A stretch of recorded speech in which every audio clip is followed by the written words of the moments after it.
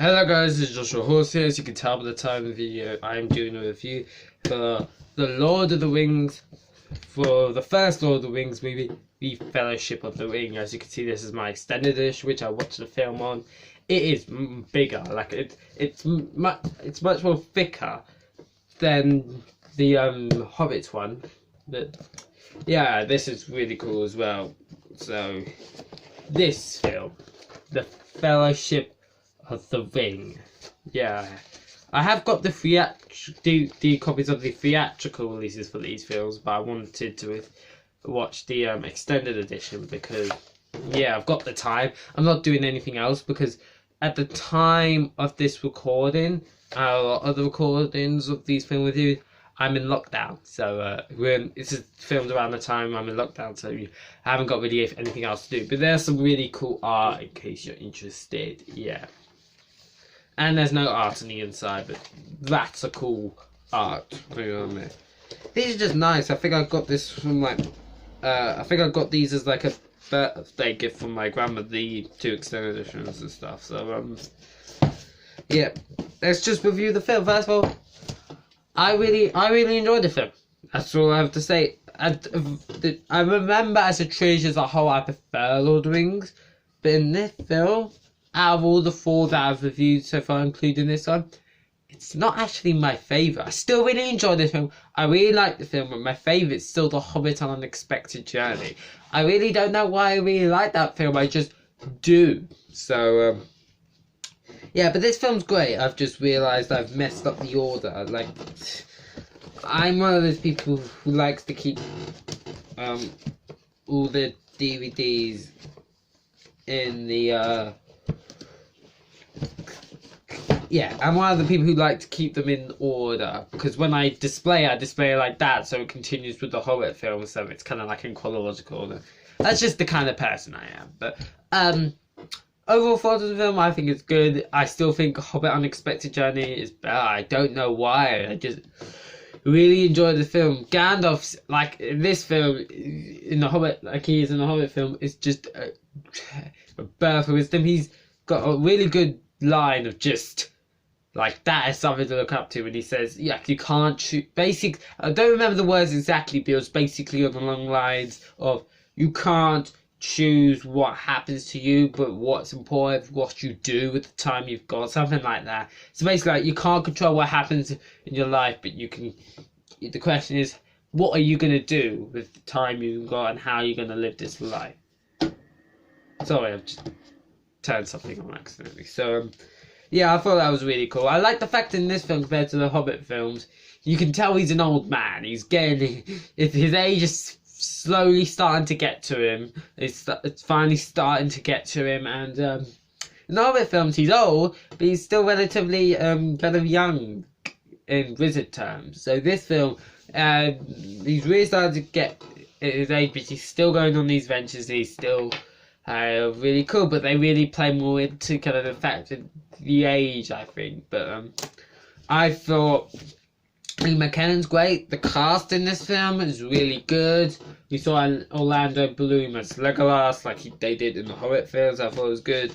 There was Boromir, who played an interesting character, because it's interesting because Aragorn, who's known as Strider originally in the film, he's technically the heir to Gondor, but he exiled himself. He can easily go back to that place to become king. He decided not to. And Boromir, his father's basically in charge of Gondor while, but not king.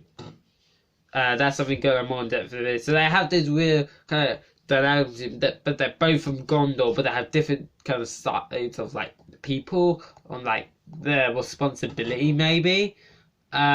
We understand why he left in later on in the film. Yeah, the cast is really good. I enjoyed it, and yeah, this is a darker trilogy than the Hobbit films, which makes sense because the Hobbit is a more light-hearted story compared to the Lord of the Rings. Because in my personal opinion, I feel like that's maybe why the style of the second and third film changed, just even if it's the slightest, because the was because the first film was so light-hearted. I really enjoyed it. Maybe that's one of the reasons why the first film didn't do so well. So maybe that's why they changed their style for the second and third film. I still like those films, but yeah, so maybe that's why. But the darker tone worked for this trilogy, considering it's a darker, more kind of in-depth story, you could say. It's just dark.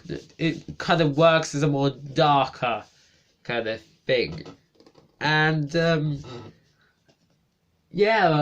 I can't even pick out what I don't like at this film.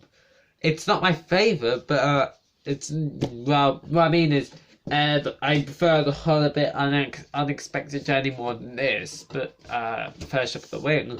But I just can't pick why.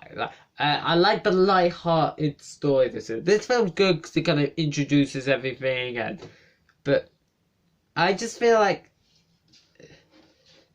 okay, I haven't even spoken about the plot, so maybe I can think of some complaints from the plot. Not necessarily quick, because I still enjoyed the film, but maybe that helps. So the plot of this film is Frodo Baggins, basically, of course we know from the comic, Bilbo Baggins had the ring, but he resisted its evil power and gave it to Frodo.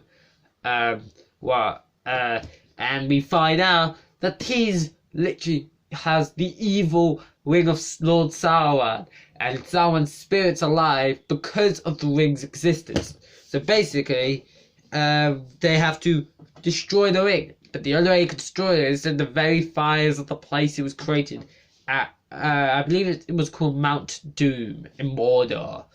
Like, some people pronounce it Mordor, someone's like Mordor. Like, I think it's just, like, sometimes it sounds like they put an L in Mordor, like Mordor, or Mordor.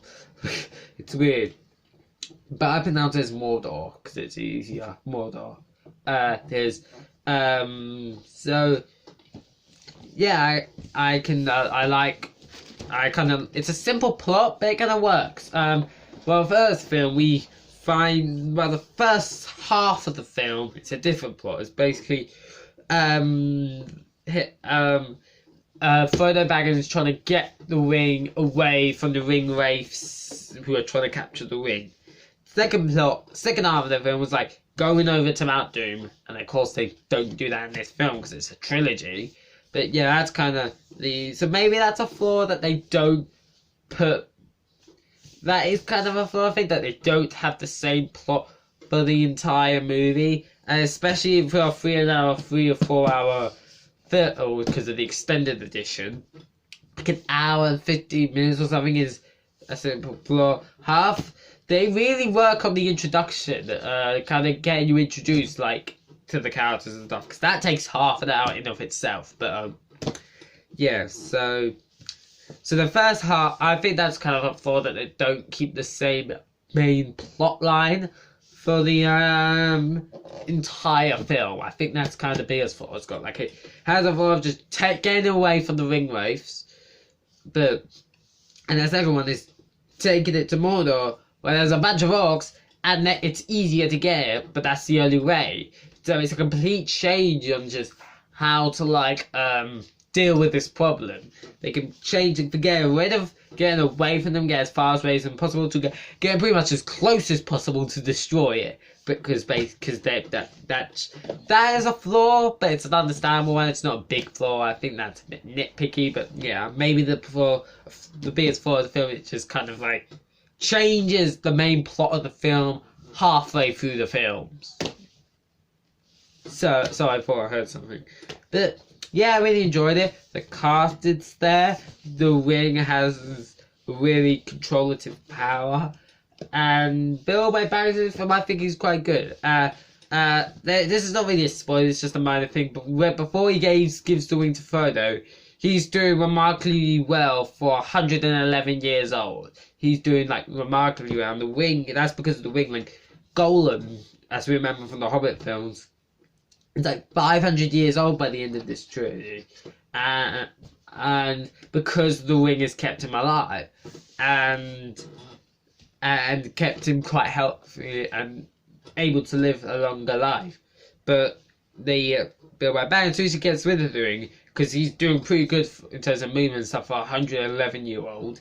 But then, as soon as he gets rid of the ring, his age is finally starting to get to him.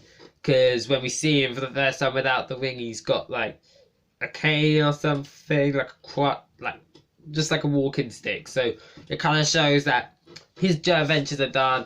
His new, his Frodo Baggins has got to do it instead. But overall, I really enjoy this film. I think it's an enjoyable film. I would give it a 7.5 out of 10. Nothing at the moment. I do believe that will change. But nothing at the moment beats Unexpected Journey, because that was a really good film. Here's the thing about the Lord of the Rings. I enjoy the films, don't get me wrong, but they're not like my go-to thing. My go-to thing is Star Wars, as you can probably tell. My two main favourite trilogies are Star Wars and the MCU. And yeah, so those are my two main favourites. But enough said, I still like Lord of the Rings. It's still enjoyable. But it's just not my go-to video. Okay, so I hope you enjoyed this video. If you did, don't forget to like the video, subscribe to the channel. If you didn't, let me know in the comment section below what you thought of it. Do you agree with my 7.5 out of 10? Do you think it should be higher or lower? Let me know in the comment section below. I hope you enjoyed this video, and of course, see you all in the next one. Bye, guys.